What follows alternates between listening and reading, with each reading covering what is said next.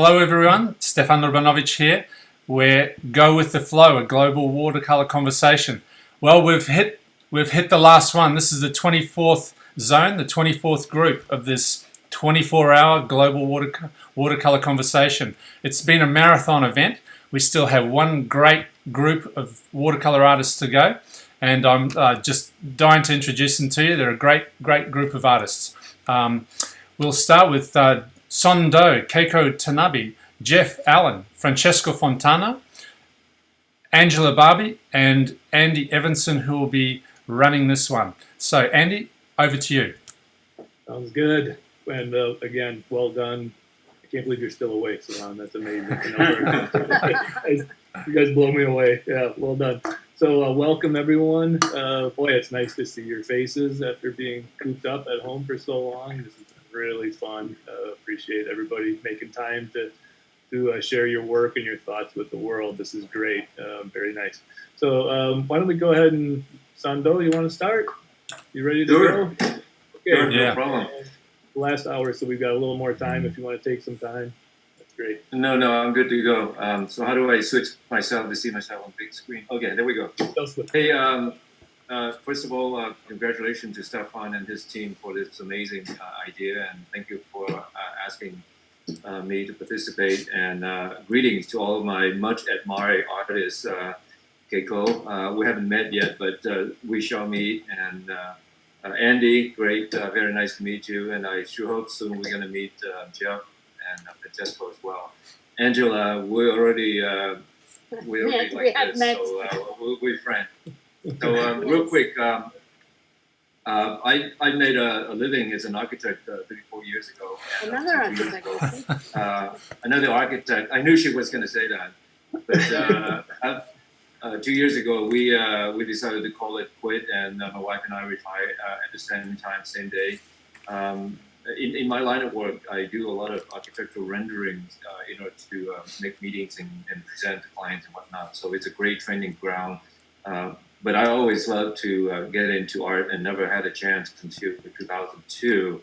And I got into it for the pleasure of painting for myself instead of painting for creating art for by committee.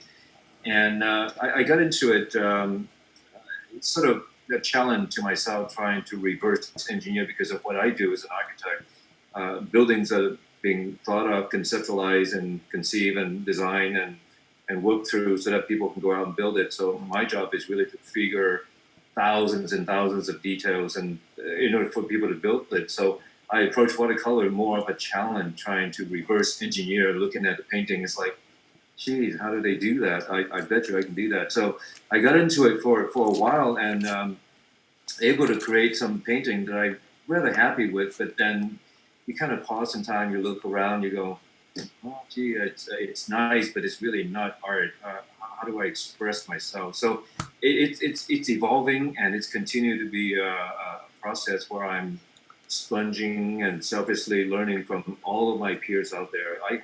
You can see behind me, there's just like tons of books on arts and videos and whatnot, and so that's the way I doing it now. And I tell myself, since I heard this great quote, in order to be a better painter, you have to have an open mind, and you have to accept the fact that you don't know everything. Mm-hmm. So since then, I'm selfishly just spons. So that's the way I do it. As far as inspiration, with my camera, I snap pictures constantly, and I think by now, probably wearing my family's patience thin, I always pulling them aside and say, hey, check out the lighting on that one. Hey, look at the composition there. I'm snapping pictures and I'm saving them on my cell phone in the folder I call favorites. And whatever I do, 2 o'clock, I'm sitting down right here and I just go through the favorite folders and I just pick a subject and I just go paint. There's no pressure or preconceiving. Today's going to be cars, townscape, cityscape, and whatnot. I'm just going to go into it and paint. And I put myself down 2 hours, and I'm done with the painting and look forward to the next day. So I paint just about... Can I tell them a secret about you? That you're in love with Girona? That you're in love with Girona and surroundings? that's the next city we're gonna move to. So, but anyway, Angela just happened to be living in the most wonderful city in Europe, and we never been to Girona until last year. And I came back and just painting tons of street scene from Girona, and still have it in me to paint some more. But there's no preconceived idea of what to do the next day. I gotta sit down 2 o'clock, and I gotta paint. And I have myself that's a lot of time, and I enjoy doing it, and my family enjoying it, and they supporting it, and I paint. And oftentimes before dinner or right at dinner, I always end up showing my work to my family and say, today the gallery is going to feature such and such. So as we're having dinner and we're looking at it, my wife's always like, that's my favorite part right there. And sure enough, she would zero in on the focal point. So I think by now she probably well trained enough. She would tell me that you're going to need to go Vegemite on certain areas. It's not dark enough. It's not so I myself have a critics too. So, but anyway, real quick, like I said, I have a ton of teachers in terms of books, in terms of videos, and God knows how many values lessons that I'm stolen from Andy, on YouTube. So, it's there, so I'll do it. And I watch Keiko's stuff, and I just today found out about Francesco, and I'm hoping to connect with Geoff as well. But there are so many amazing, I get goosebumps as I'm saying that, so many wonderful painters, and there's so many different styles and subject matters. And so, Angela, you said this a couple of sessions ago. We need to live a couple more lifetime to be able to paint all the things that I wanted to paint. There's just so many things to paint. So I'm going to quickly just go through and show a few things. I do a lot of these, what I call travel sketches. These is only 2¼ by 4¼ wherever I go, I see something, I would snap a picture, and I come back and I just kind of put it into a sketch. And the idea is, hopefully someday it's going to become a painting, but none of it happens yet. So, we're driving 55 miles or something in Oregon, past an abandoned barn, and I stopped myself and I kind of back up and took a bunch of pictures. You come by a harbor somewhere, you see things, and you just paint. And a lot of it on our typical hiking trip, we have a place in Oregon, and we frequent there a lot, and we do some of that too. Those are remarkable. The amount of information in that small space that's remarkable. Right. Right. See, in some way, I'm kind of like a guy that in and out of coma. If I'm in a coma, then I paint fluently. I paint loosely because I really wanted to express art. I want to evoke a memory and a feeling and whatnot. But if I'm out of a coma, I'm very conscious, and all of a sudden the architecture side of me, it's kicking back in, and I'm painting very tight. So that's really a struggle, and I try to stop that. So, but it's been going well in the past couple of ever since 2019. One last one, and I'm gonna show some other work. I'm trying to just loosen it up, and I used to paint 2.5 hours. I paint quarter sheet, but I started to paint a lot looser. And 2 hours, that's all the time I get myself. I got to finish because dinner's being served. I got to go. So just some of the samples of some of the work that I used to paint in my previous lifetime. Very tight, very detailed stuff. Painting from memories and painting from vacation trips and whatnot. How long ago? This is back in the 2002 or 3. Oh, okay. A long time ago. And some of the paintings that I've done, like a lot of Barnes projects.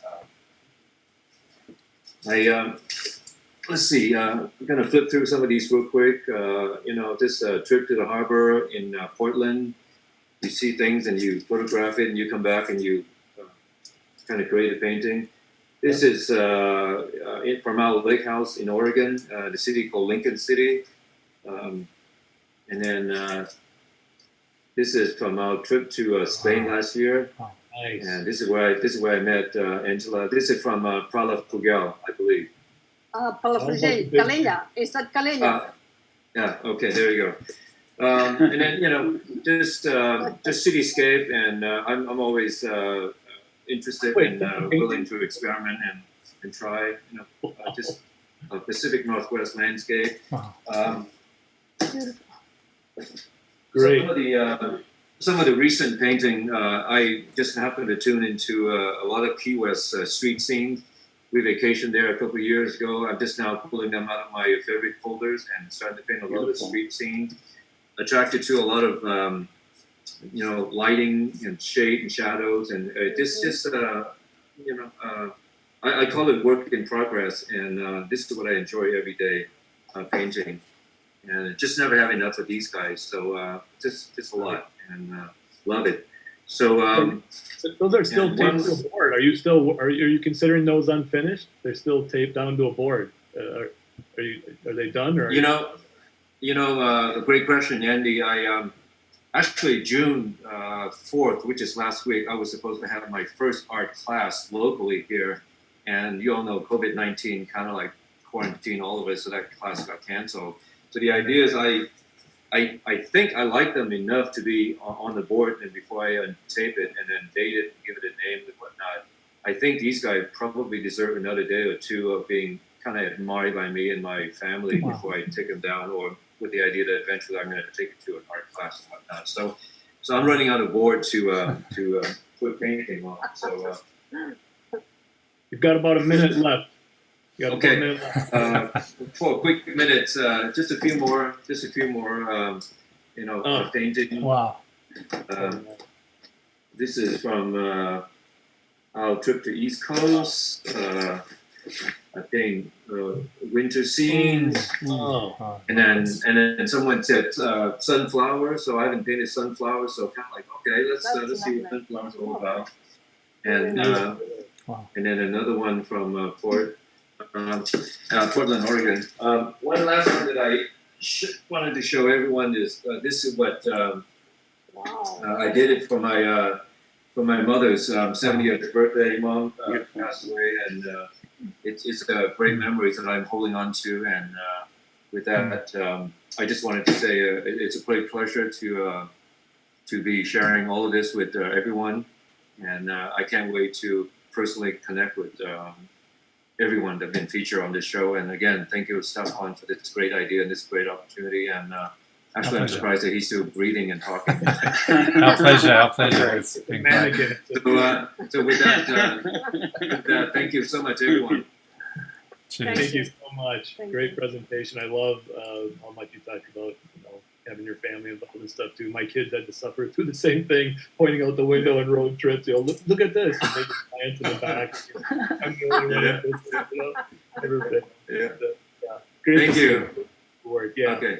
All right. Let's switch over to someone who probably doesn't need too much of an introduction. She's known all over the world. Keiko Tanabe. Keiko, are you ready to give your presentation? Okay. Hi, Andy. Thank you so much. Thank you, Szczepan and Alberto. What a great opportunity to be sitting here and talking to you. Well, this is the last hour, and somewhere in the Pacific, right? This time zone. That's right. It's actually, I think, it represents who I am, because I have two places that I can call home. Japan and California. So, this is great. This is a perfect spot for me. And then also to celebrate the end of 24-hour marathon. So I tried to watch from the beginning, and then I had to sleep a little bit, so I missed several segments, but I will find on YouTube and watch it. But watching, when we're moving from one time zone to another, I felt like a kid tracking, Rudolph the reindeer on the internet on Christmas Eve.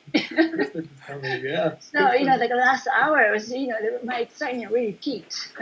So for me, Szczepan, Alberto, you are like a Santa Claus, delivering all of us. What a great gift. Thank you so much. So, like I said, I'm originally from Japan. I was born and grew up in Japan, but I've been living in California for half of my life, so a long time. And then this is where I started painting. I'm self-taught, primarily self-taught. I never studied art formally. But I started painting around 2003, and then I decided to quit my previous job, which was not art, to paint full time in 2005. That's when I chose watercolor. So, but before that, I was just painting as a hobby, using whatever I could find.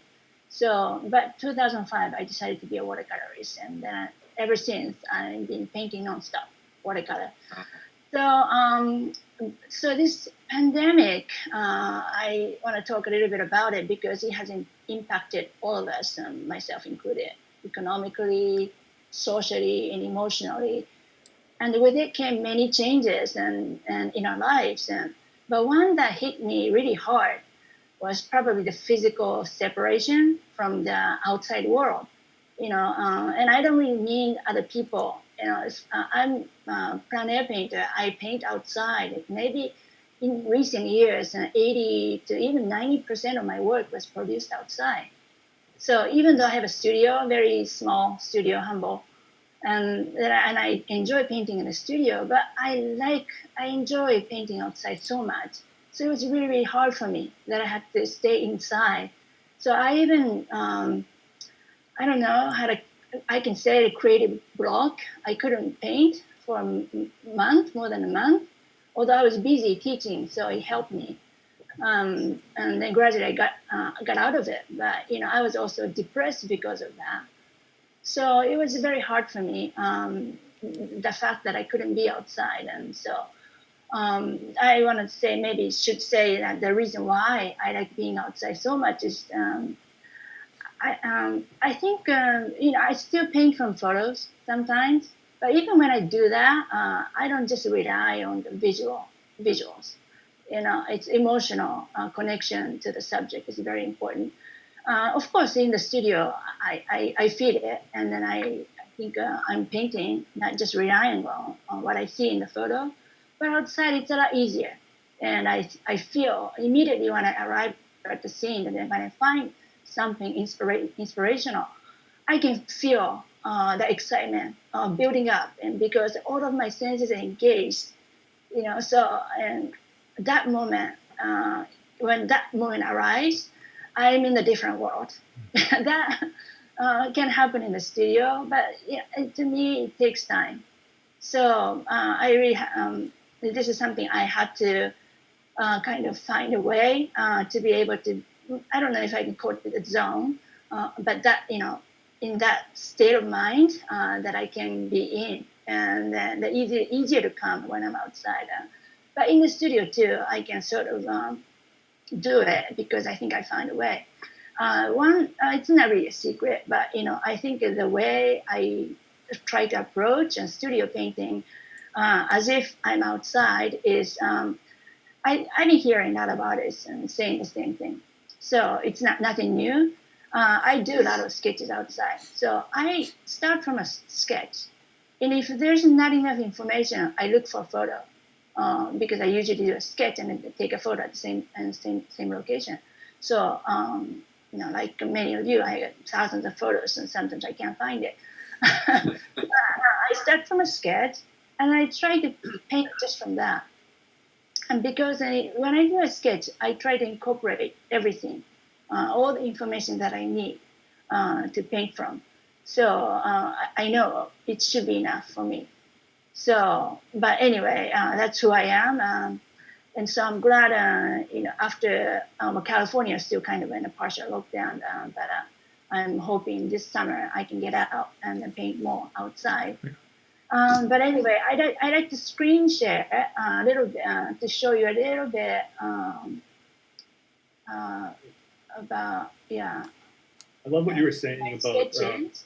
I love what you were saying about painting plein air, by the way, because I've told my students this too. I think I have probably 4,000 photographs on my phone that I go on a trip, and you think you're going to have all this painting reference for all this time to paint.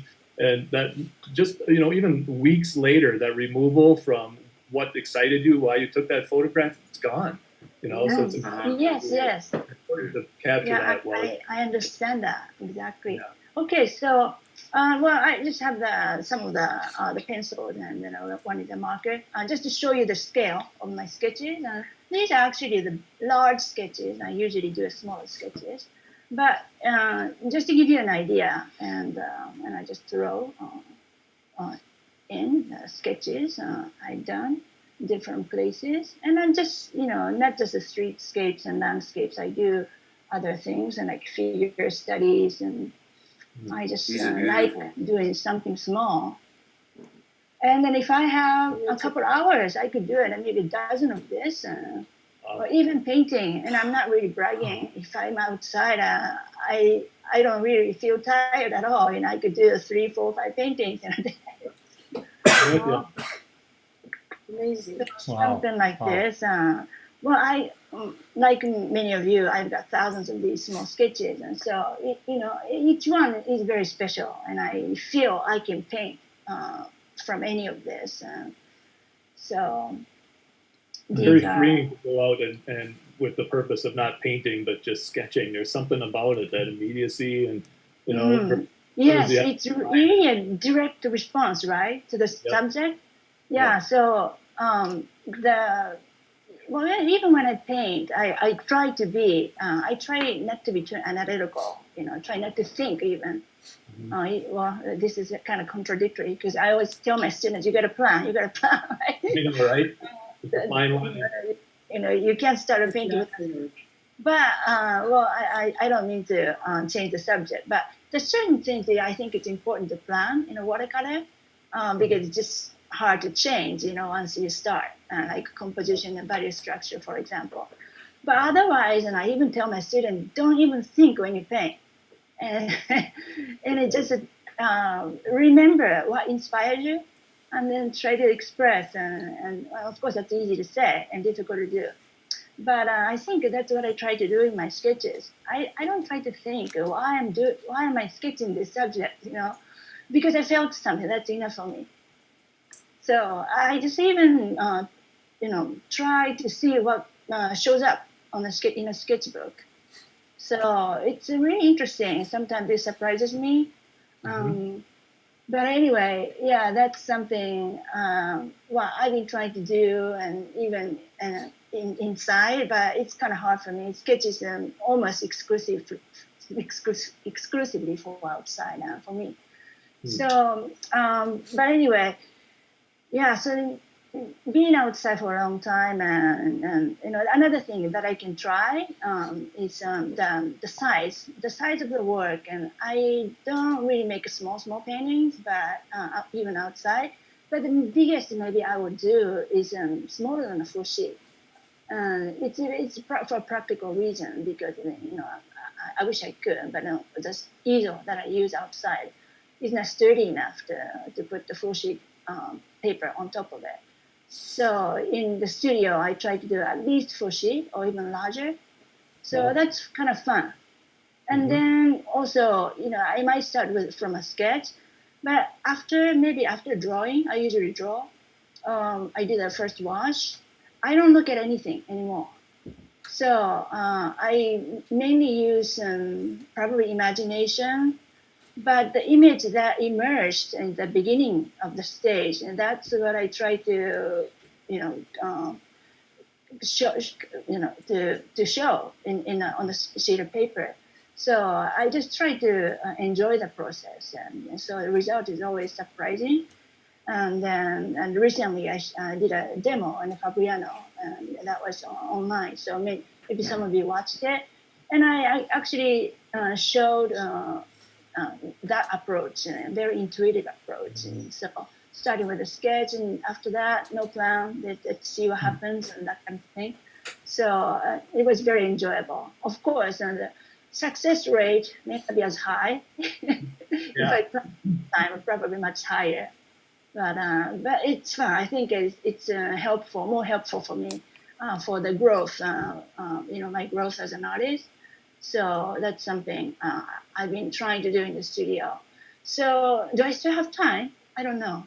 Yeah, you've got about 4 minutes, I think. Okay. Well, I think, you see, I have to stop share screen, right? To show you my studio. Yeah, well, that is not finished, and I started this morning.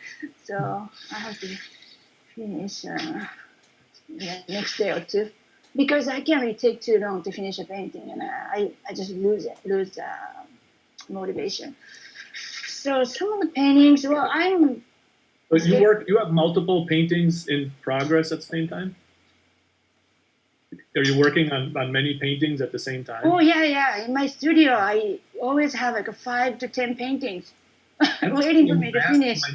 I can't do that. I have to focus on one painting. I can't have 6 of them laying around. Yeah, I'm with Andy on So that.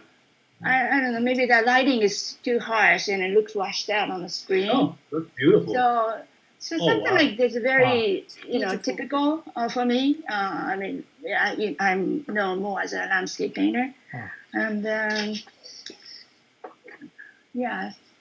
it's a few. Fabulous. Oh, wow. I did it in the beginning of the year. So it's more of a cliche, but I try something, even if it's a small thing. Try something new in each painting I do. But I do love figures. Sometimes figures in a landscape or something like that. Wow. Oh, that's Amazing. nice. Amazing. Yeah, I like those So colors. there's another one. It's very Oh, small. Classic. Wow. Beautiful. Yeah.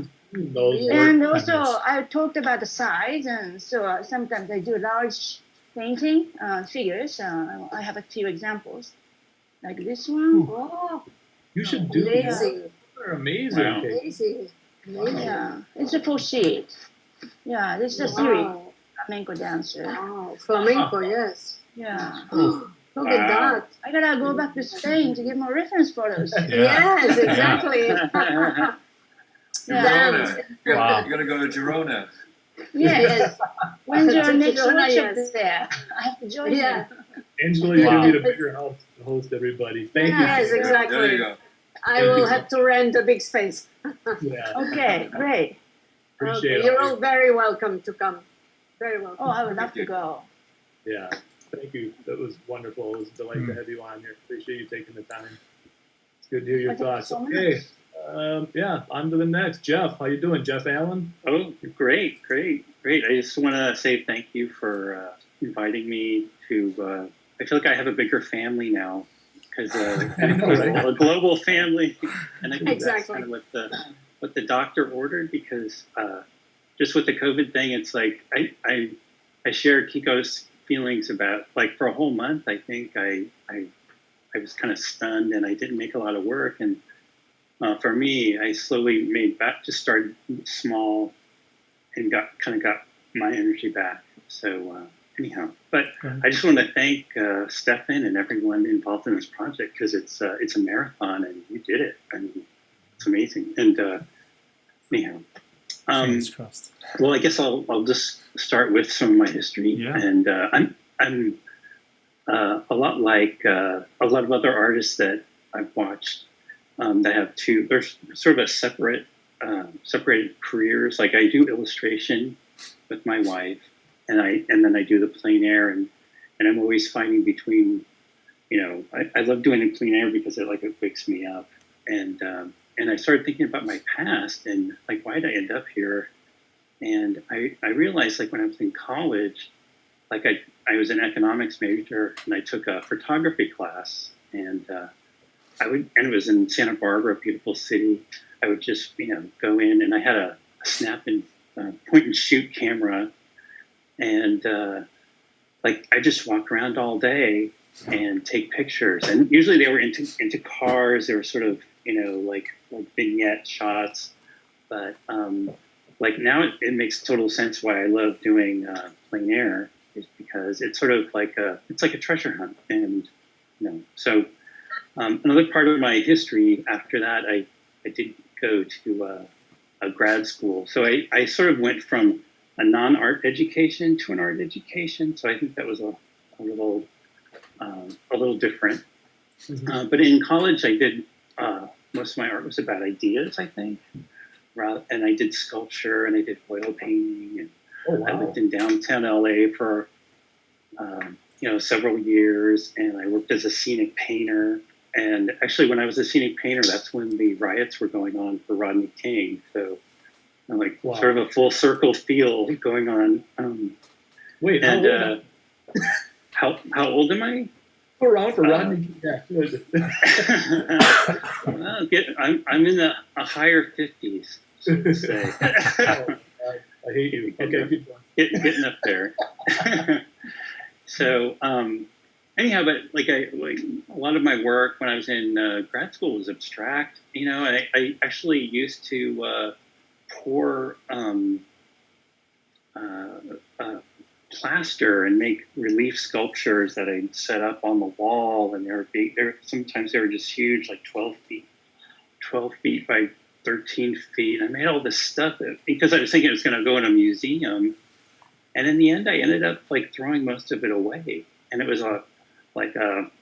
something around my neck. Like I always had to travel with it if I moved, and it was in storage, and it was just crazy. And I tell you that because watercolor is sort of the opposite. It's freeing. Like you can have a little studio. I don't feel like I'm using all the world's resources to make art. And another part of my story is I did teach drawing at community colleges in the LA area for a decade or more, and that was really instructive because I think that's when I learned how to draw and how to see quickly. And when you tell 30 students each class like how to do something, it really sears it into your own mind. Isn't that amazing? I have become a much better painter just because of having to teach. I swear, when you have to sit up there, and because so much of it is internalized, and you just find yourself doing things. I mean, and you have to kind of trust your gut too. But when someone asks, "Why are you doing that?" and you have to step back and say, "Why am I doing?" and verbalize it, and come. I mean, it just forces right. That's Well, and I think too, it's convincing other people that they can do something. I think that's that's like a gift you're giving them, because I remember it was like I was teaching something. They were saying, "We can't do this," and I said, "Oh, yes, you can. And if you can't do that part, I'll help you." But anyhow, they did great. And anyhow, my life in LA changed when I met my wife, who is my high school sweetheart, and she was in my art class, and I met her, later in life, and we married, and we have a business doing illustration, and so. So much like all the architects, and I think Ian Stewart, I think to name one, but just having an illustrative, and you too, Andy, like an illustrative background and how you deal with that when you're doing your other artwork that like for me, one's client based and it's a different audience, and then the plein air work is sort of something like I want to do for myself, and I think I'm like a lot of other people who kind of fall in love with watercolor. I've learned from so many people. Including Zubovic and Alvaro. But the first person I really looked at was Charles Reed, and I was really lucky. I went on a workshop with him, and we went to it was in France, and it was just so wonderful. And one of the things.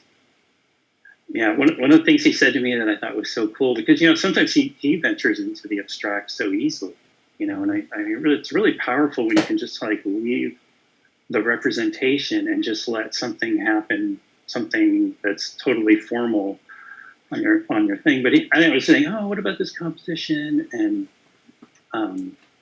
what about the shadow? And he said, damn the shadow, it was just, I don't know why that mattered to me. Yeah, damn the shadow. Yeah, okay, I'm doing it. So, but anyhow, other artists, some painters that have really been influential, and Chen Chung Wei is another person that has really influenced me, and I think that when I was able to take a workshop with him, and he really talked about it's like composition made sense to me after I heard him talk about asymmetry and big, medium, small, breaking up shapes. And all of a sudden I was like, oh, that's why I'm doing that. That's why that feels good. And he would say like a painting would feel, it should be like feng shui, like it should be a room you want to walk into, and if it's not, then something's wrong. Something's wrong.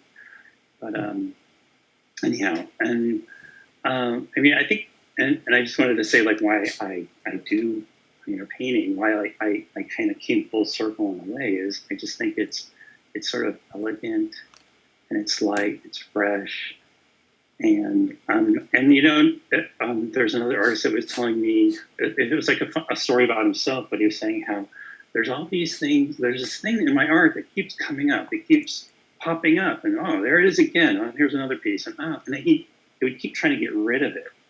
And I'm not sure if it was just his hand or use of color or shape, I don't know what it was, but he realized like, oh, wait a minute, that's what makes my painting sort of unique. That's me, that's my hand. And instead of him trying to get rid of it, he embraced it in a sense. And I think like I'm still working on that. Like I'm still trying to evolve in my watercolor. And usually when I take workshops, I always think of you're learning. I always call it like following the dots. Like I'm learning some other artists' dots, their thought dots.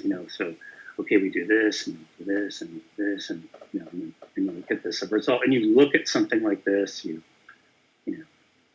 and I have a lot of dots in my head. I think with all these wonderful people that and I think it's a matter of like, oh, it's like you love what someone does. You want to capture, you want to figure that out, and so I think what I'm always doing that. I think, and I always will be, and that's fine.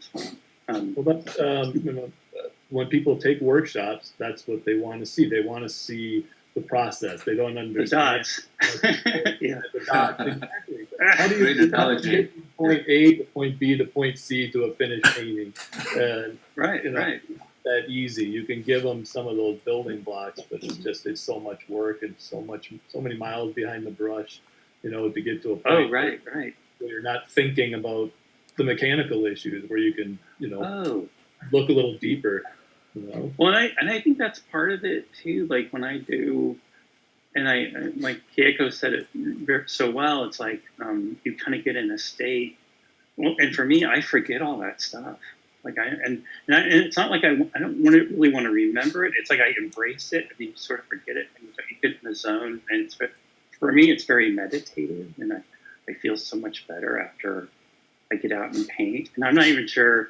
I can give you reasons why I think, but I think it's just embracing, being aware of my environment and putting all those puzzle pieces together. So, well, let me. A couple pieces. You've got a couple minutes left, Geoff. A couple minutes. Yeah, I went that. So I did this in Wisconsin. I'll just. Wisconsin. I did this in Wisconsin. I thought this was a great thing because I like the asymmetry of it. And I'll just go through some of these. Now, this I did from a photo. I know I want to go there. I wanted to go. In April, I wanted to try and make the trip, and I was like, okay, I'll just do some pictures of it. That's great. And we have a beautiful ranch in Carlsbad, close where I live here in Encinitas, and it's like an old, it's called Leo Creo Ranch, and we have a beautiful barn. And I did this there as well, And like I said, like I would even train myself when I paint sometimes in my house instead of outside. Like this is playing there too at the ranch. Like I give myself a time limit. I mean, I actually would make myself draw, I got 5 minutes or 10 minutes to do the drawing to get it down. And then, and because I don't want to do too much drawing, because I think because I have that illustrative background, I tend to do too much. Oops. So, and this is down in San Diego. I know, and I think it's just the excitement, I think, of getting there, and like I said, it's like a treasure hunt to me. This is in our town in St. Right across from the beach at Swami's Beach, they have a pumpkin patch, which is just it's so bizarre. It's like, what's going here? All trees and a pumpkin patch. I know.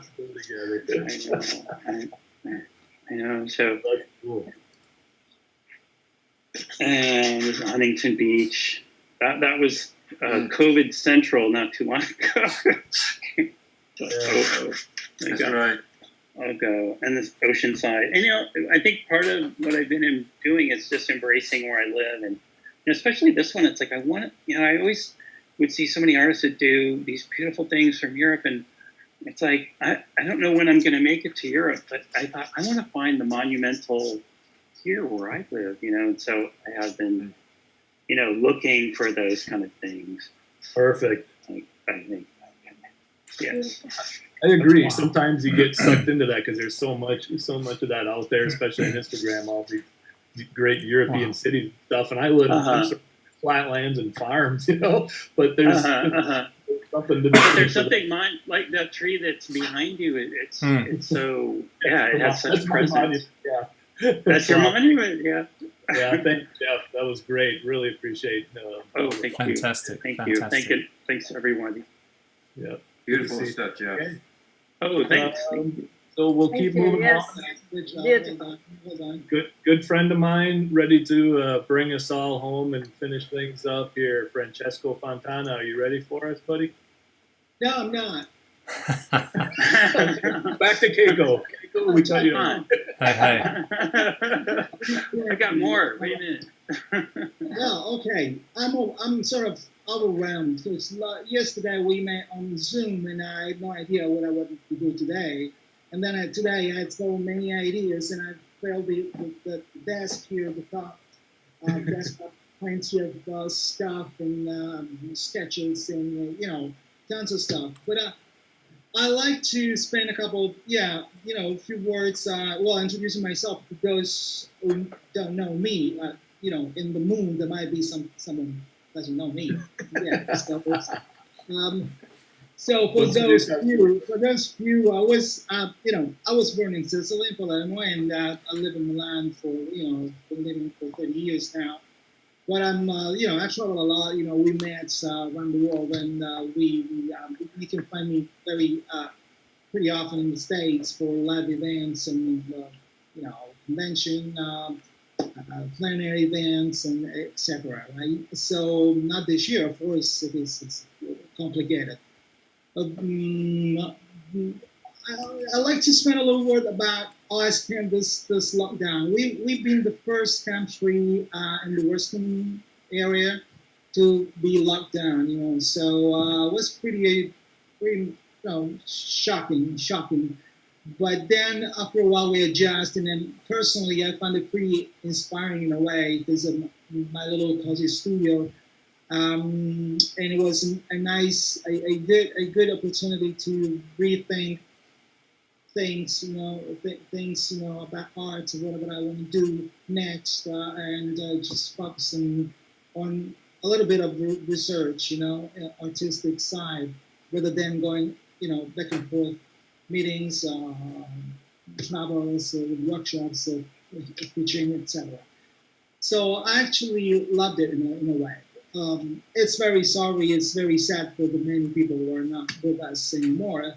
And you know what I mean. It's so many people. So I think, in a way, to honor this thousands of people that died in this pandemic, I think we should learn something. I mean, each of us probably learned something, and the challenge is not to forget that. Whatever we learned in this month, I would say several weeks, 2-3 months, I think the challenge is not to forget, because we easily forget as a society, as people, we easily forget.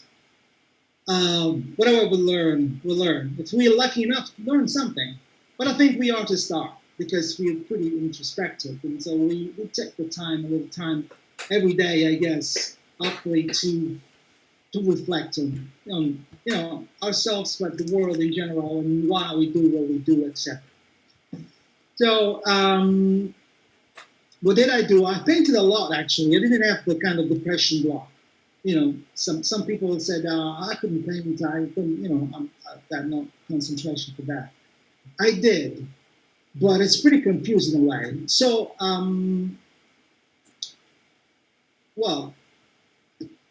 I'll start showing you something, which is not only my works, but might be some sketches something that can give us some insight or input to, develop the conversation.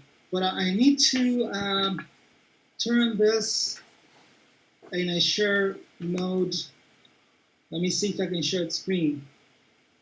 And Can I ask you real quick, while you're doing that, I just want to ask you, because I'm interested, because I'm one of those artists who did not feel like painting, and with everything else, not just the pandemic, I still don't.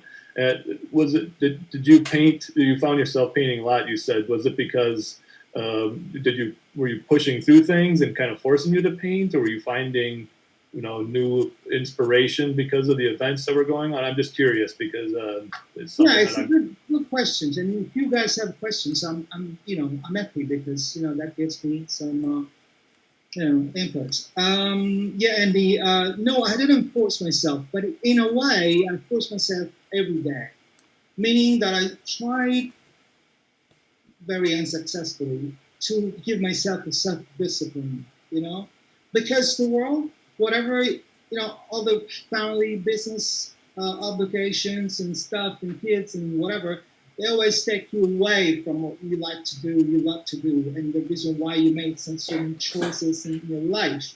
So I said to myself, you got to paint every day, but this is even before the pandemic. Every day you got to do something, even a little small, a small thing like this, Awesome. Yep. Can you see that? Yeah, looks great. Yeah. Nice. Yeah. Oh, it's okay. Like I'll show you from this camera, just not for the sake of the art itself, but just to show you, to prove what I mean. Just even 10 minutes, 15 minutes. It's like a piano player. I think you need to coach that keyboard every day. You need to sing if you're a singer, and so you need to paint. Of course, it may require self-discipline just because things, takes you away from that. And so, that's the reason why. Wow. It's just a self-discipline. And I enjoy after that. It's just about starting. You pick a pencil or something, you scrub or something, and then you warm up and you feel like doing it, you're happy to do it. Maybe that's what I should do. Just get to that point where I'm picking up the brush and start going. But just getting to that point seems tough. Getting to the point where you're just picking up a brush. That's then you brush. Then you pick a larger sheet of paper. It doesn't matter. But anyway, you gotta do it. Just do it. Yeah. This is small sketches that I do on a daily basis. Like you can take 15 minutes or half an hour. Depends. This are everything. Instead of any and everything. Just like two things. Cool. Wow. Yeah, just those are just old piece of paper. So, this is just a value scale that I did for my students from some, see? My students. For I don't know which lesson it was, whatever. Then Are you teaching online right now? I started to. I actually didn't. I took my time because I wanted to paint. I took the time to show you other stuff, which is more structured. With the project. So I didn't want to push that too much. But now, I'm teaching online because people ask me. So at this point, I suggest people to go to my website and get a 15 online consultation. Then we see if we're going to make a class. Maybe yes, maybe not. So we talk about your painting. I'm talking about the audience. We just have a chat, and maybe that will turn to one class or a series of classes. It's like pretty informal and one-on-one. So go to francescofontana.com. This just color. It's kind of pastime sometimes. Just make samples, mixing. It's nothing. This is the right side. It's a creative mode, emotional mode. It's not analytical. Sorry. And you can go from this very pure color sketch for the study to this paintbrush value sketches. Nice. You know what I mean?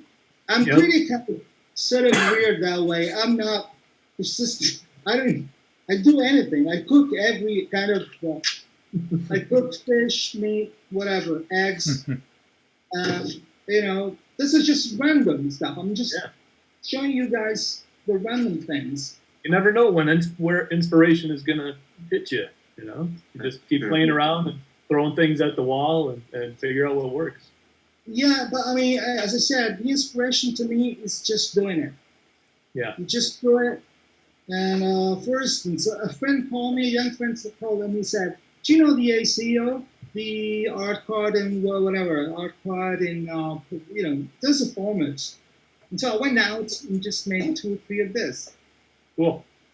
Very small things. Maybe this one could become a larger painting, maybe not.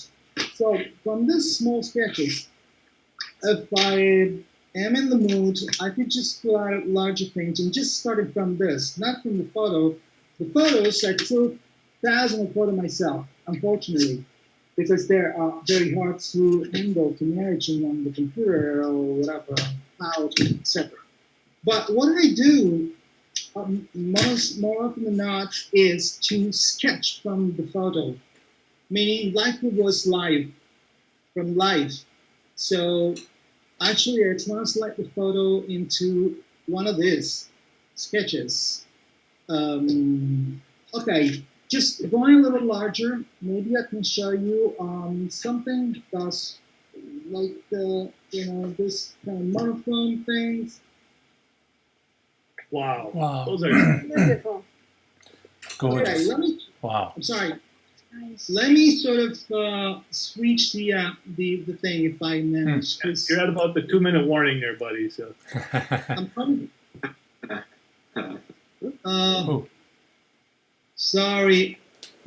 that's okay. We just got a minute or 2 left. So There you go. Just 2 There you minutes? go. yep, perfect. Oh, Two. A minute or 2 is all it's don't do me that. It goes I fast. just started, I got plenty of stuff.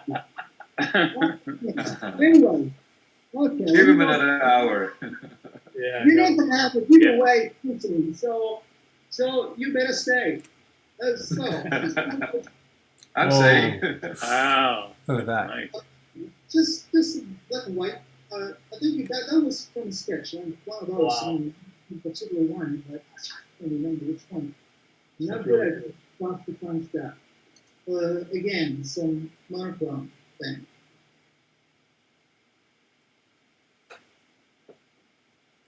Kind of froze up there. I think, Yeah, yeah. it looks like it. Oh, no, that's good. What else? This is made up. Just made up. Just invented. You know what I mean? Wow. Oh, that's So, neat. That's a Yeah, lot of 2 different paintings. places.